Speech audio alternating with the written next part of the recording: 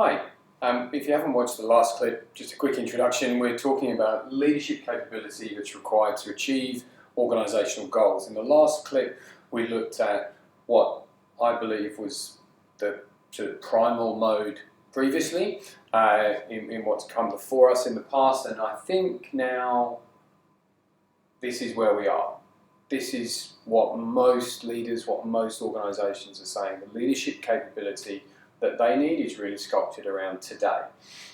So these terms, I came from an interview that I listened to with the founder of Dropbox, and he was talking about having field generals, not rear admirals. So this really relates to these 2 points here around disruption and customer that I'll come to separately in a moment. But I think essentially there is a recognition that having rear admirals, guys in a senior position that really sit way back from what's actually happening at the front line, making decisions based on information which is relayed through several hierarchical layers, middle management, customer survey indexes, what have you, but really only reliant on interpreting information which has already been interpreted.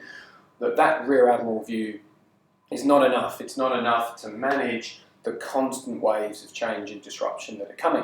So what you actually need is more of a field general, a senior guy or person who really does spend some time, enough time in the front line, in the trenches or very close to the trenches, actually working with the operators within the organisation who are delivering the services and products to the customers, who are participating in the market, feeling the pressure from the competitors and anticipating, this is maybe what might happen next. And that having those senior people in those field general roles, that is the best mechanism to bring the feedback right into the strategic hub where decisions can really be effectively made very quickly.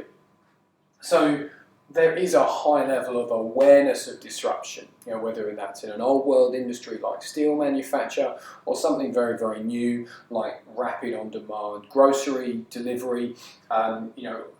Businesses and the leaders of them are constantly looking for what's coming next, what are the competition doing, and paying more and more attention to that, as well as recognising the need to be adaptable, not standing just behind a very static, rigid business model and saying, this is it, we've got it, let's just keep going.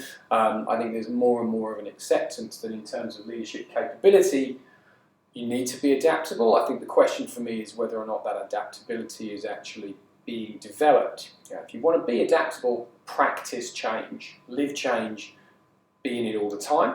I'm not quite convinced the extent to which we're actually there yet, but I think on a general basis, this is true for now where we are. Then the primacy of the customer. I think, again, I'm really seeing this more and more in the marketplace and with the businesses that we work with, that having the customer really primal in your strategic thinking is more and more the norm.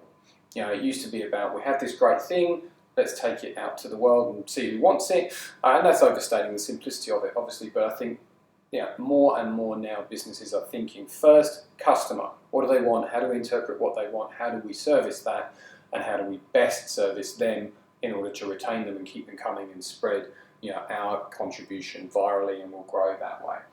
And then the fourth one, and really I think for me, kind of a pivotal one is leadership.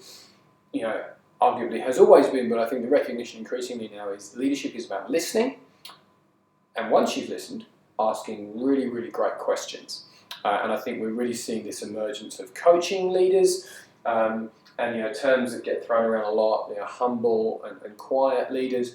So I think that leaders not telling, leaders being the last to speak, not the first to speak, and really the key contribution of the leader being that one poignant interjection, that one question that activates some transformative thinking in the people that they're leading and really enables the success of the leader through the success of the people they're leading by just asking that one killer question. How would you go about doing that another way? Something like that. That is where I think leadership capability is now, but where does it need to go next?